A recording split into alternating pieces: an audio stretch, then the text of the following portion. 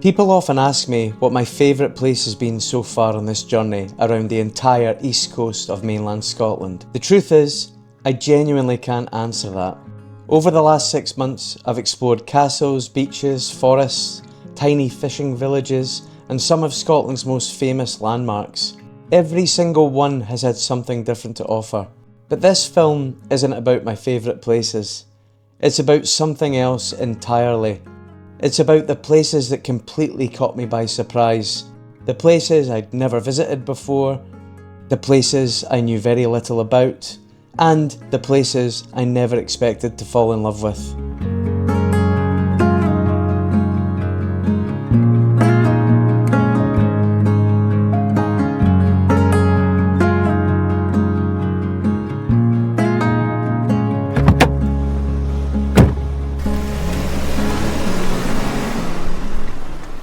Hey folks, what an absolutely incredible day I've got here at the Duncansby Head Stacks, the end of the east coast for my journey around the entire coast of mainland Scotland.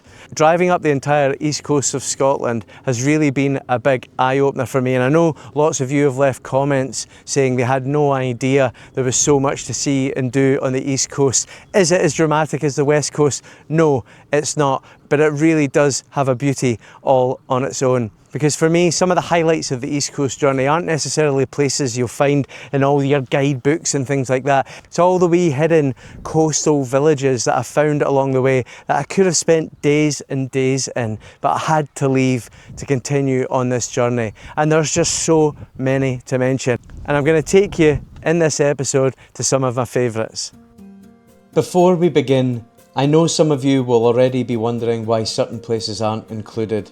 Places like Edinburgh, the Wallago Steps, North Berwick, and so many others. It's not because they weren't amazing, far from it. Many of them are places I'd been lucky enough to visit long before this road trip ever began. This isn't a list of Scotland's greatest places. It's about discovery, about the places I experienced for the very first time and the ones that completely changed my expectations of Scotland's East Coast.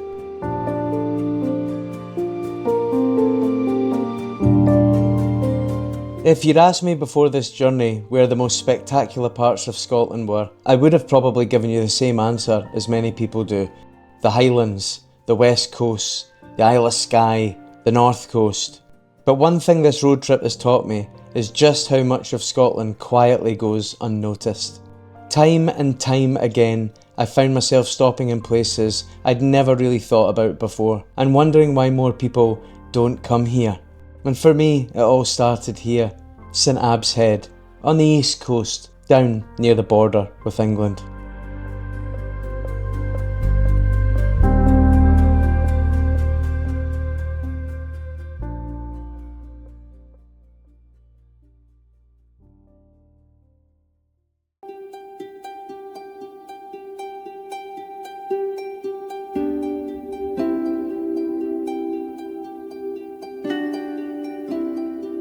Wow, what an amazing view here when it just opens up for the first time. Fantastic.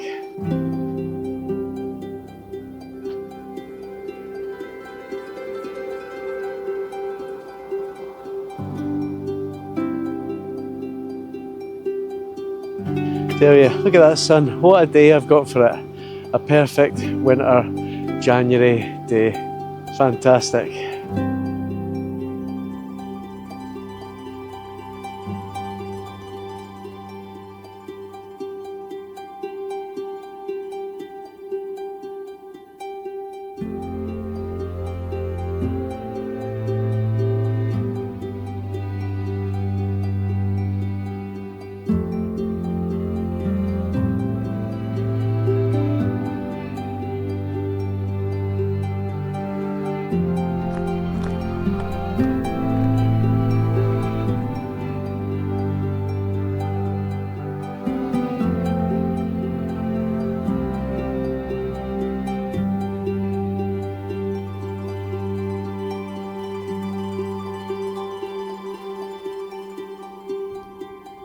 Wow, look at that.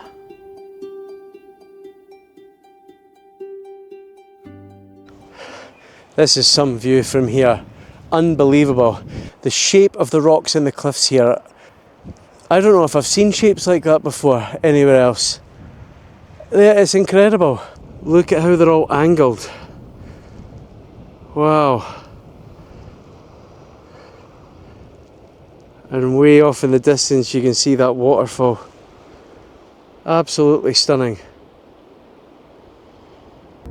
After St Abbs Head, I realised that maybe it wasn't just one place that had surprised me. Maybe I'd underestimated the entire east coast. Take Gullen Beach, for example. Before this road trip, if you'd asked me where to find Scotland's best beaches, I'd have probably pointed you towards the Highlands or the islands. But with miles of golden sand stretching along the coastline, I realised just how beautiful the beaches are on this stretch of the coast. And this wouldn't be the last time this journey completely changed my expectations.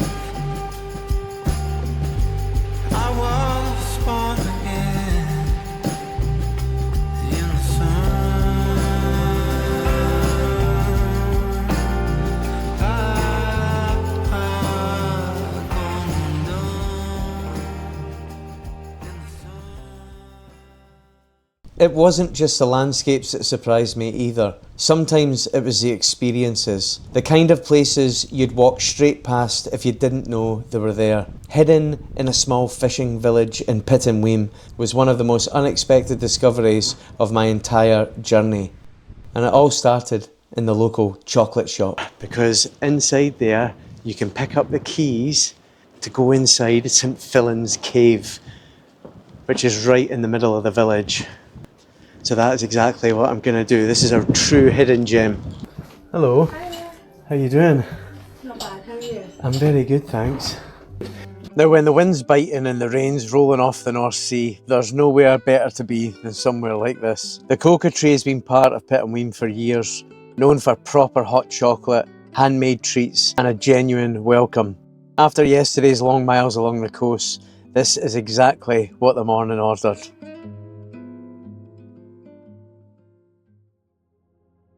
Tucked into the cliffs beneath Pennan lies St Fillan's Cave, a place of worship long before the village above it took shape. St Fillan was an Irish monk who lived in the 8th century, travelling through Scotland as a missionary and preacher. Tradition holds that he used this cave as a place of retreat and prayer, a quiet refuge overlooking the sea. Over the centuries, the cave became a site of pilgrimage. People came seeking healing, believing the spring water here held curative powers. Later, it was even used as a chapel and at times fell into neglect before being restored and preserved.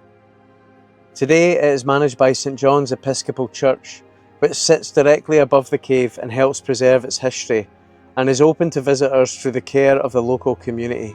Standing inside, it's easy to understand why this place endured. Carved by nature, shaped by faith, and held onto by those who value its history.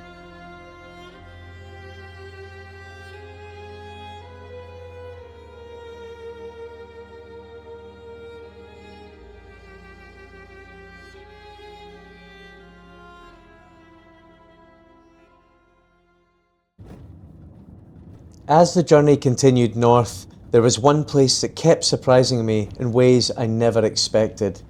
Fraserburgh, or the Broch. Not just because of the coastline, or the experiences I had there, or the people I met, but because every day seemed to reveal something completely different. It even turned into something of a culinary delight too. But I'll save that story for next week's special. What I wasn't expecting though, was for the Broch to become the place where I finally slowed the pace of the journey. Hello! How you doing? Hi, how are you? I'm good, nice to meet you. Nice to meet you. Nice to meet you. Nice to meet you. No, thanks very much for reaching out. Yeah, no, it was actually the ladies that's coming in just now. It was them that tagged me. Tagged us in one of your videos. So they're here today, so they're delighted. Oh, brilliant. No, that's great. We've got containers to keep your stuff. Yeah. Oh yeah. Morning. How you doing? Fine. Nice to meet you. Yes, I follow you on Oh, brilliant. Instagram. It was Anne and Susan that tagged the sauna house a few months ago, was it? Yes. Oh, brilliant. Yeah, you too. Pleased to meet you. This is one of the best, which you're going to find out. Brilliant. It's brilliant, honestly. Oh no, I'm looking forward to it. I really am. I really am. Well, that's me here at the sauna house in Fraserburgh, and I've just met Suzanne, the lovely owner, as well, just giving us a little bit of a walk around. I really like you've got the buckets here to cool yourself down. I love these little touches as well, like with the water and the lemons. It's just a really nice looking sauna. Right, it's time to go in. Oh, look at this. Oh, fantastic. It's so nice. Right, get the timer on, 15 minutes. Happy days. What's the temperature? So, we're looking at just under 85 degrees Celsius and about 67 for the hygrometer. Oh, lovely jubbly. I think I might go and have a wee lie down.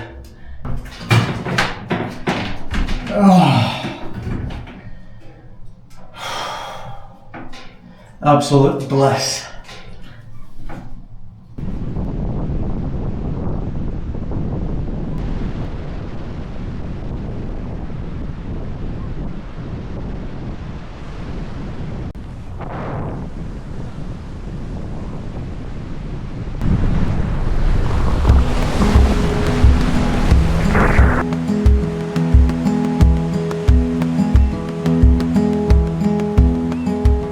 This is Fraserburgh, the Broch, a town shaped by the sea with a long history built around fishing and life on the northeast coast. From the harbour to the shoreline, it's a place that has always been closely tied to what comes out of the water. While exploring this stretch of the Aberdeenshire coast, I settled into the Rose Hearty Boat Club as my base for a few days. After weeks of driving, filming and editing every single week, I realised I needed to slow down a little bit. A morning of exercise, some time by the sea, and simply staying in one place for a few days was exactly what I needed. It gave me the chance to reset both physically and mentally before continuing the journey towards the Moray coast.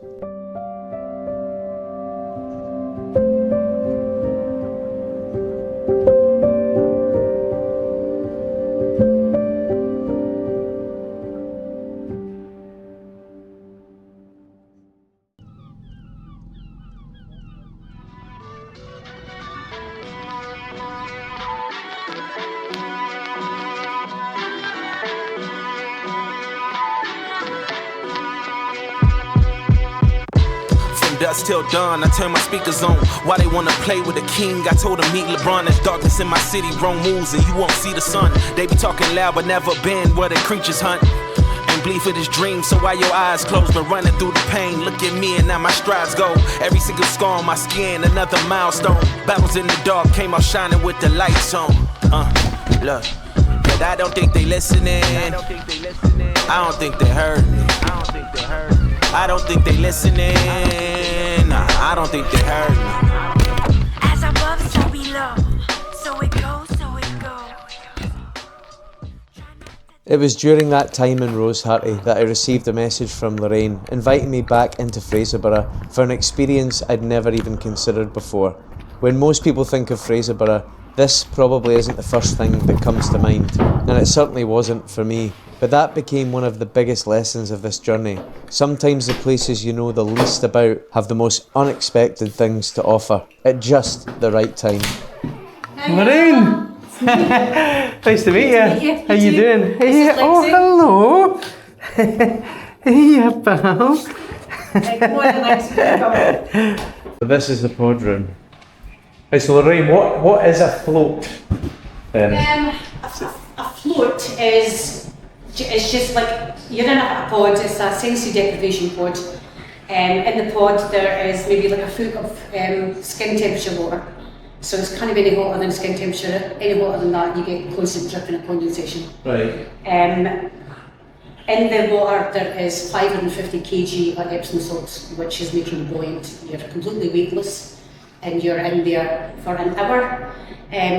The Epsom salts, is we all know about Epsom salts having profound benefits for your health and well-being, for aches and pains. It's great for fibromyalgia, women who have fibromyalgia, rheumatoid arthritis, any kind of chronic pain. Right, it's great for chronic pain. Sports injuries, muscle fatigue is great for that kind of, it's got that benefits as well. But it also has the benefit for your mental well-being. Just being in the sensory deprivation pod, you're in there for an hour, in the dark, no stimuli whatsoever, no mobile phones, no light, no music, no nothing. For the first 10 minutes you'll get like a soothing kind of music, the lights will be on. After 10 minutes the lights will go off, the music will end, and then you're in complete sensory deprivation for 45 minutes.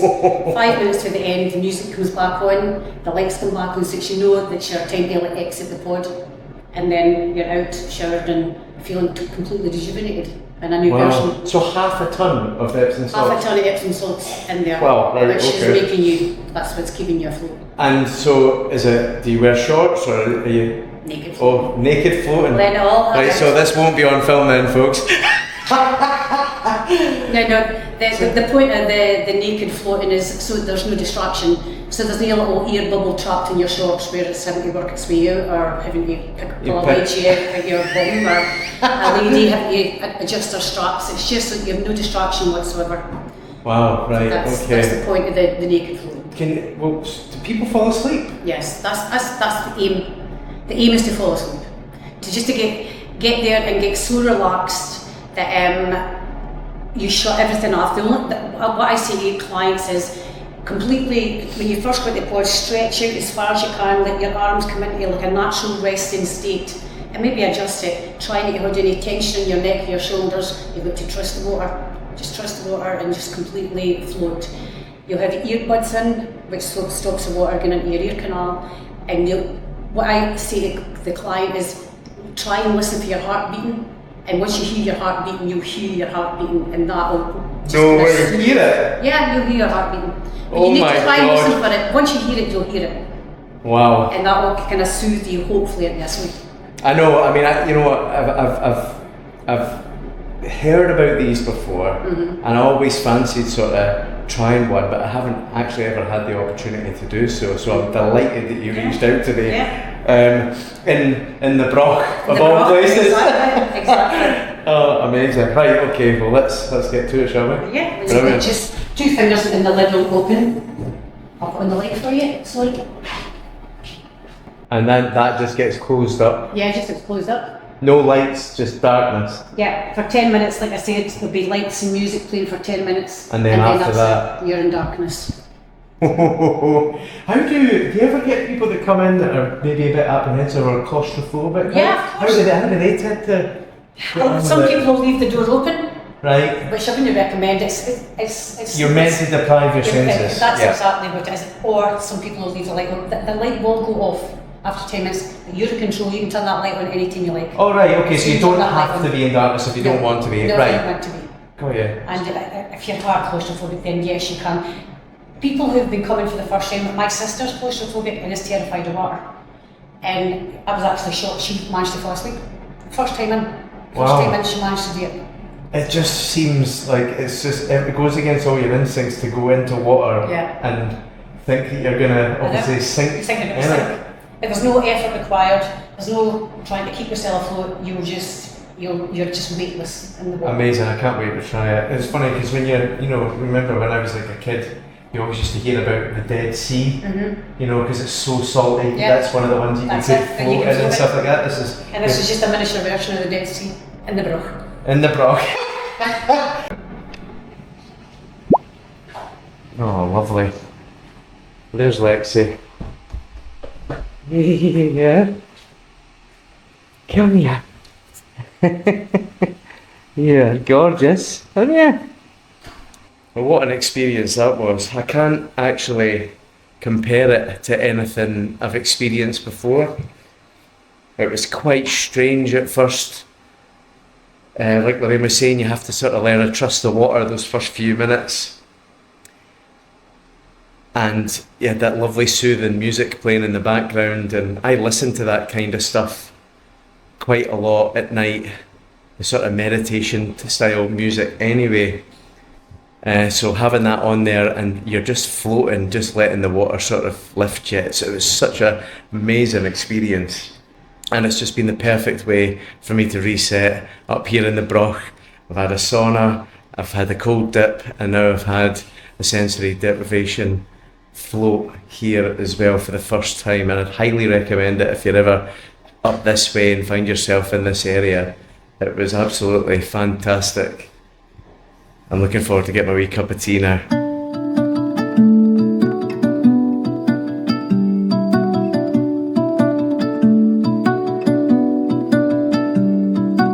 Every van life journey has a moment that changes everything. A place that quietly shifts your expectations without you even realising it. For me, it wasn't one famous landmark or one unforgettable experience. It was an entire stretch of coastline. The road between Fraserburgh and Gullen. Somewhere I'd never really thought much about before, but somewhere that would leave a bigger impression on me than I could have ever imagined.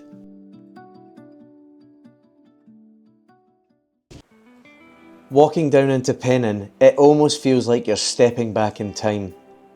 Tucked between the cliffs and the North Sea, this small fishing village has remained largely unchanged for generations. A place that feels quietly cut off from everything else around it. For centuries, life here revolved around the sea, with fishing at the heart of the community and the harbour providing both a livelihood and a lifeline. Its narrow row of cottages sitting right on the shoreline gives Pennan a character that's instantly recognisable. And in 1983, it found its way onto the big screen as the fictional village of Furness in the film Local Hero. The iconic red phone box still stands here today, a small detail that's become part of the village's identity. But beyond that moment in film, Pennan still feels like a place slightly removed from the modern world, where time moves at its own pace on the edge of the Aberdeenshire coast.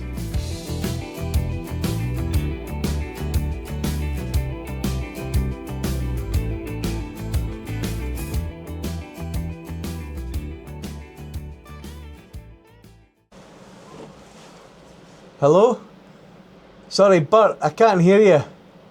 I can't hear you, Bert. What are you saying? Oh man, loving this place. Just walking down to the harbour now. I remember watching Local Hero when I was a kid. And I just remember there was the lassie that was like a punk in it, and then you had the old guy that was like painting and he was writing a sign. I just remember when I was a kid I used to say that line as well. Was it? I can't remember what they said, but it said, "Are you sure that's how you spell it?" And he says, he says, "Aye," and there's 2 G's and bugger off.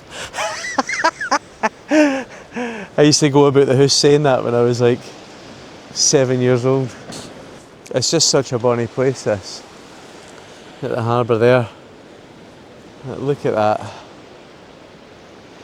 totally hidden from the rest of the world up above those cliffs. And it makes me think, actually, I wonder how many people actually, you know, live here permanently, live here, work here these days. There's a lot of these sort of coastal places, well, not just coastal, but up in the Highlands and that as well, these tiny little small communities or crofting communities and things like that as well, not just fishing ones. They're not thriving anymore generally.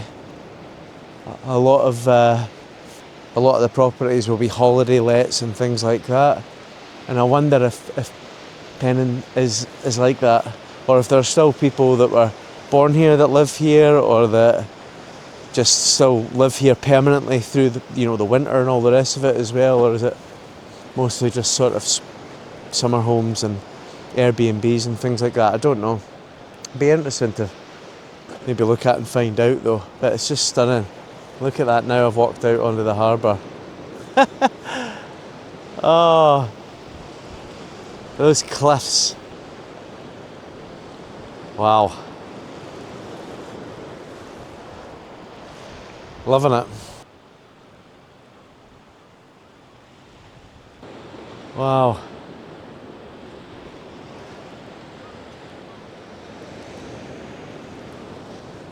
You can see why they picked it for the movie, can't you? Stunning.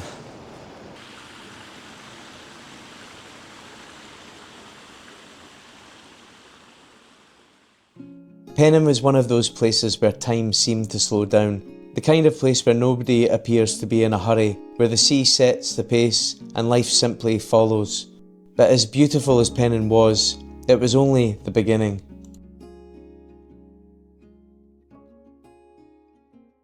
It's a beautiful day. This sunset tonight could be fantastic, and I'm actually going to be heading along the coast just a little bit to a place on the map that is spelt Gardenstown. I would say Gardenston, but the locals around here would just call it Gamery. That's where I'm heading to get settled in for the night, and if this weather holds, could be in for a hell of a sunset and a hell of a night.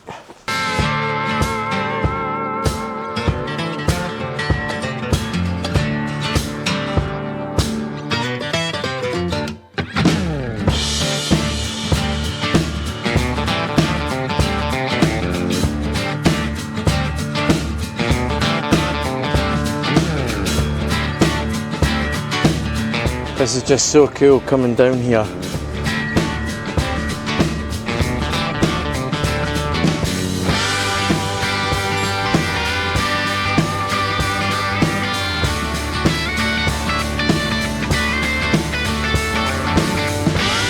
Yeah, this is awesome. Loving this. Hopefully it's Friday, 3:15. I hope there's spaces. Okay, now this is a quality park up. Look at this.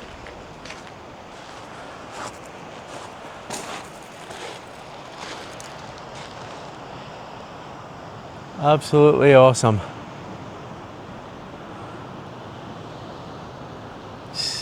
Cliffs right here, and there is steps up there.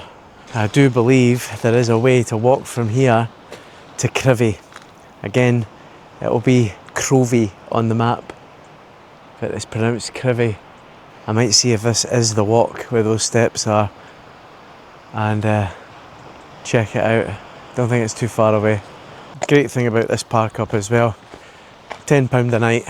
Honesty box, and there's quite a few spaces as well. You've got spaces over that side and spaces all the way along here. Now it's quite busy today, but it is April and we are in season, so it is going to be busy. This is where you pay. Happy days. Right, so I've just spoken to someone that's been here before, and you can walk to Crovie from here. and it is up then and along that step, up those steps. So let's go on a wee adventure.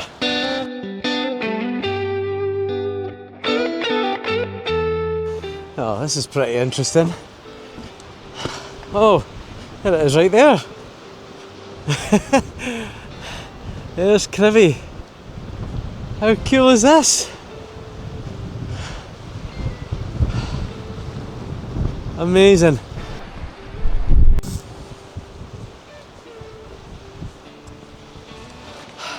This is such a bonny walk. It is beautiful. Look at these cliffs up here, right next to you. And then just look at that. Wowee. Beautiful sky, lovely clouds today as well. Wee fishing boat out there. It's just beautiful.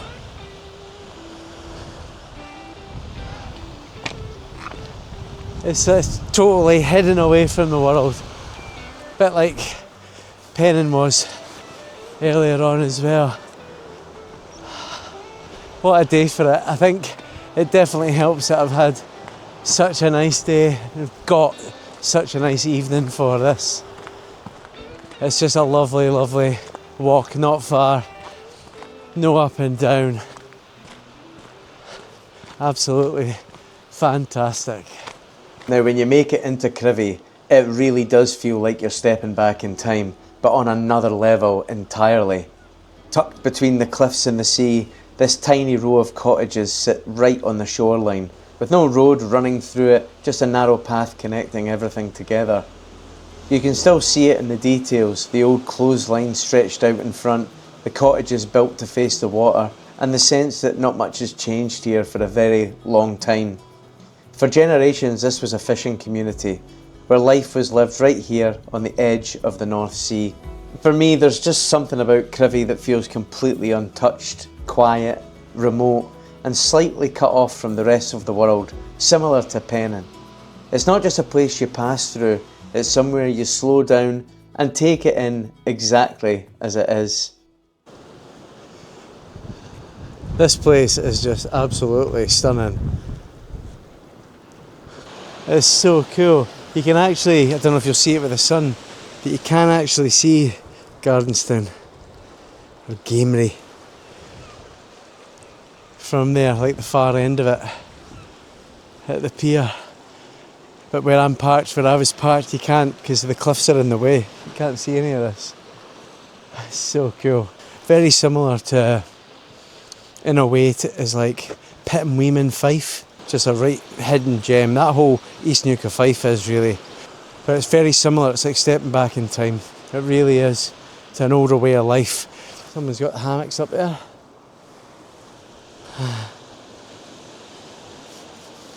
Wow, look at that. What a place to watch the sunset somewhere down here.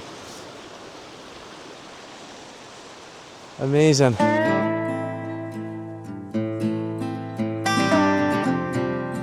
As I left Crovie, I found myself looking back one last time at a stretch of coastline that had completely changed my expectations. Before this journey, if you'd asked me about this stretch of the Aberdeenshire coast, I'd have probably struggled to tell you very much at all other than local hero. Now, I can't imagine driving around Scotland without including it. From the Broch to Rosehearty, Pennan, Gamery and Crovie, every stop had its own story to tell. Every village had its own character, and every day seemed to leave me wondering why so few people ever make the journey here. To everyone who welcomed me along this incredible stretch of the coast, thank you for your kindness, your conversations, your recommendations, and for making me feel welcome wherever I went.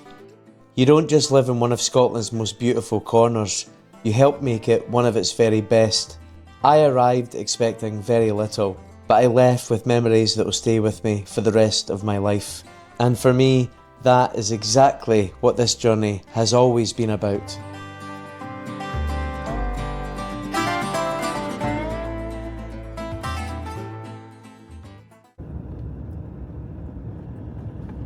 Leaving Aberdeenshire behind, I wondered if the surprises would eventually come to an end. After all, I'd already discovered so many places that had completely changed my expectations of Scotland's east coast. The further north I travelled, the more I realised this journey wasn't about finding one unforgettable destination. It was about discovering that every stretch of Scotland's coastline had something unique to offer. The beautiful village of Findhorn was another perfect example, and somewhere that proved this road trip still had plenty more surprises in store. And for us living in vans or touring the country in motorhomes and camper vans, it's an ideal location on the Moray coast with this beautiful air by the beach. And when I say beautiful, I really do mean it. Just check this out.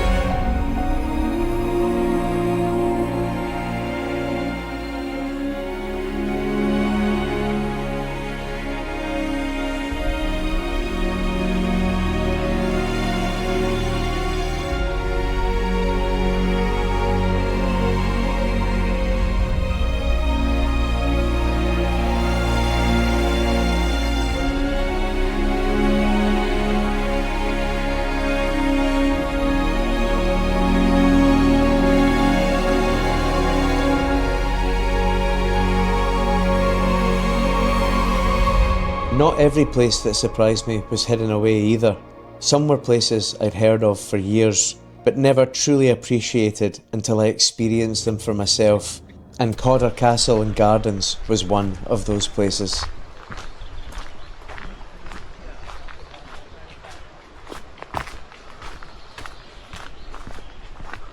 Wow, this place is incredible. Look at that.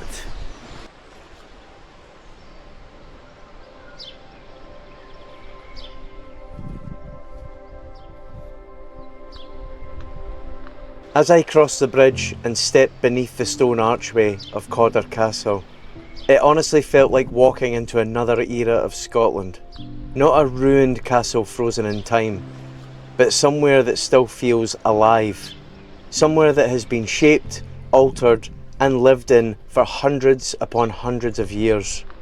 And unlike many of Scotland's castles that now sit empty and crumbling against the landscape, Cawdor still feels like a home. A place where history never really stopped.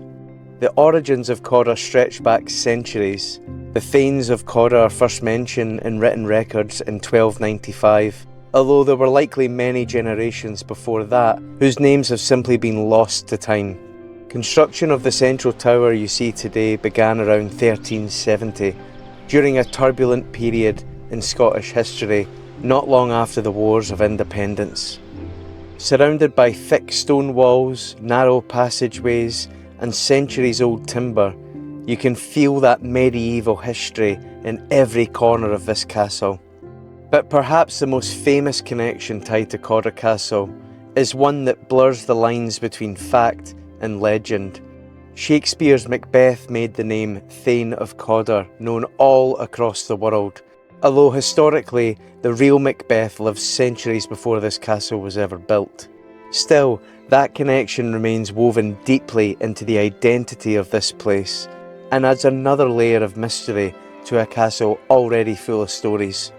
And there's one story in particular that sits right at the heart of Cawdor Castle. Hidden away in the lower vault is the remains of a holly tree, a tree believed to have died sometime around 1372. According to legend, the Thane of Cawdor loaded a donkey with gold and was told to build his new castle wherever the animal chose to rest for the night. The donkey eventually stopped beneath a holly tree, and so the castle was built around it. Whether the story is true or not, the remains of that tree are still preserved within the castle to this day, hidden beneath layers of stone, history and centuries of change. And that's what really makes Cawdor so fascinating. It wasn't simply built once and left untouched. Every generation added something new. New wings, new halls, new staircases, new gardens. You can actually trace the evolution of the castle through the centuries.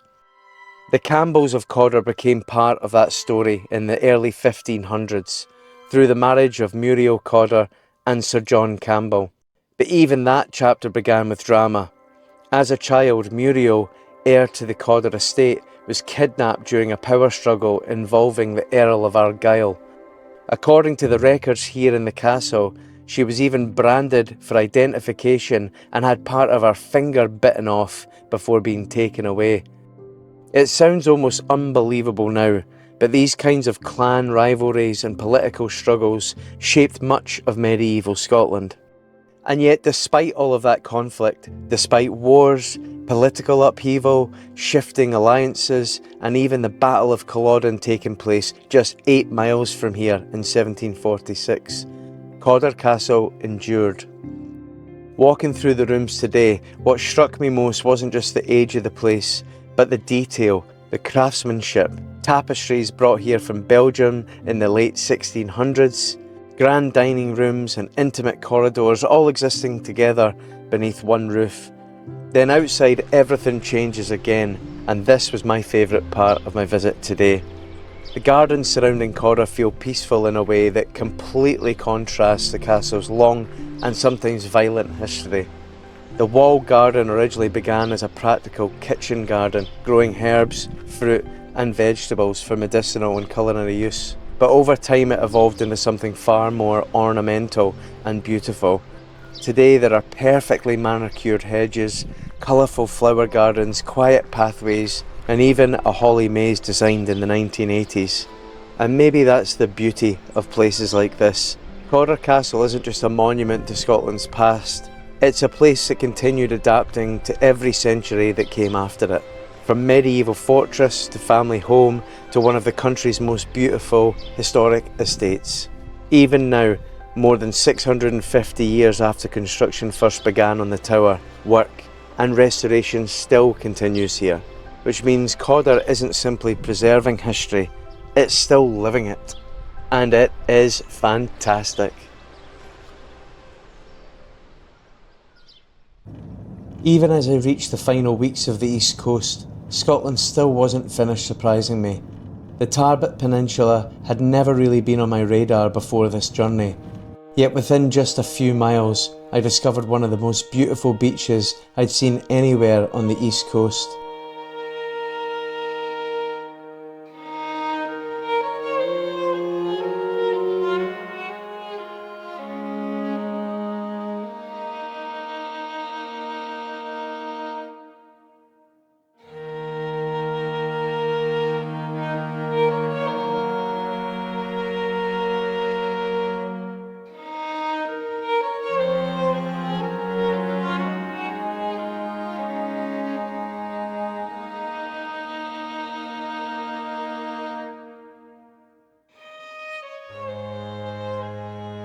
A fascinating insight into Scotland's Pictish past, and a small community museum that completely exceeded my expectations.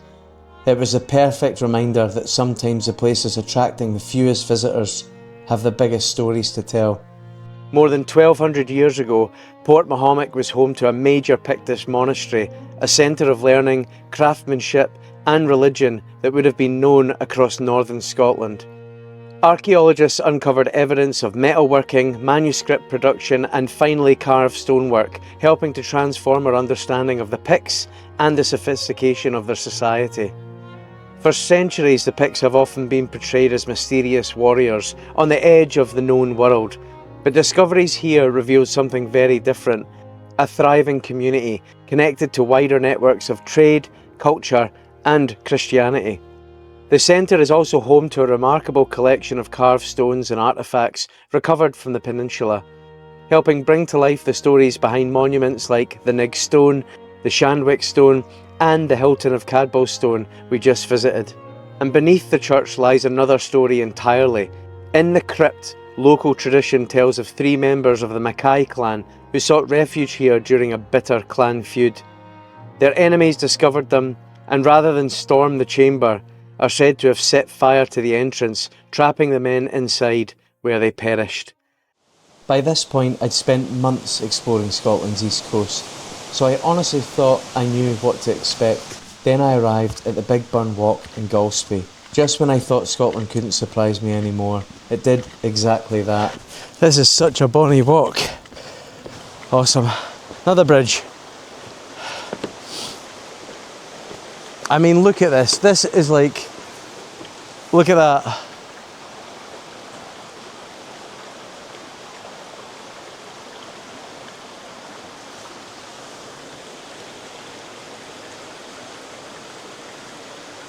I need some copyright-free Lord of the Rings music.